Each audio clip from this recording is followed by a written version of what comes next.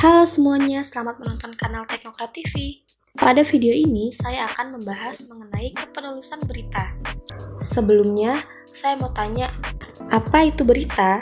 Menurut Kamus Besar Bahasa Indonesia, berita adalah cerita atau keterangan mengenai kejadian atau peristiwa yang hangat. Jadi, berita merupakan informasi tentang suatu kejadian. Berita dibedakan menjadi dua, yaitu berita lisan seperti video jurnalistik dan berita tulisan. Lalu, apa aja sih ciri-ciri berita?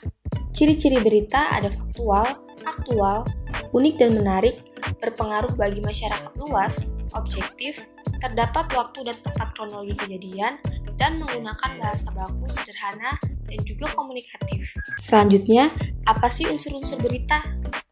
Unsur berita yang pertama adalah what. What biasanya berisikan nama atau identitas dari suatu peristiwa yang terjadi.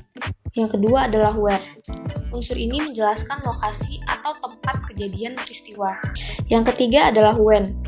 When menjelaskan tentang waktu dari suatu kejadian atau peristiwa yang dilaporkan. Misalnya, kapan peristiwa itu terjadi, bisa mencakup tanggal, hari, jam, menit, atau umum seperti pagi, siang, dan sore. Yang keempat adalah who. Unsur who menjelaskan siapa saja yang terlibat dalam suatu kejadian atau peristiwa. Kelima adalah why. Unsur ini untuk mengetahui secara detail penyebab dari peristiwa yang terjadi. Misalnya, mengapa peristiwa itu terjadi. Terakhir adalah how.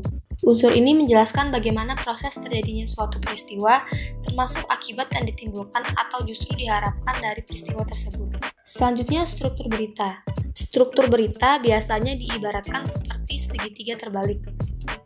Yang pertama adalah lead, berisi informasi sangat penting yang mencakup 5W1H. Yang kedua adalah body, berisi informasi penting sebagai informasi pendukung. Dan yang terakhir adalah leg, berisi informasi yang kurang penting yang digunakan sebagai informasi tambahan. Jenis-jenis berita.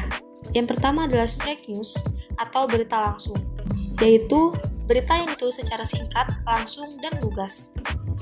Yang kedua adalah depth news atau berita mendalam, yaitu berita yang dikembangkan dengan pendalaman mengenai hal-hal yang ada di bawah suatu permukaan atau dikupas secara mendalam. Yang ketiga adalah investigation news atau berita investigasi, merupakan jenis berita yang dikembangkan berdasarkan penyelidikan dan penelitian dari berbagai sumber yang dapat menjadi sumber berita. Yang keempat ada interpretative news, yaitu berita yang dikembangkan melalui pendapat atau penilaian dari jurnalis yang melaporkan, namun tetap berdasarkan fakta yang ditemukan. Yang kelima adalah opini, yaitu berita mengenai pendapat seseorang, biasanya pendapat para ahli, pejabat, cendekiawan, mengenai suatu hal, peristiwa, kondisi keilmuan, dan sebagainya. Demikianlah materi kepenulisan berita yang bisa saya sampaikan. Terima kasih yang sudah menonton. Sampai jumpa!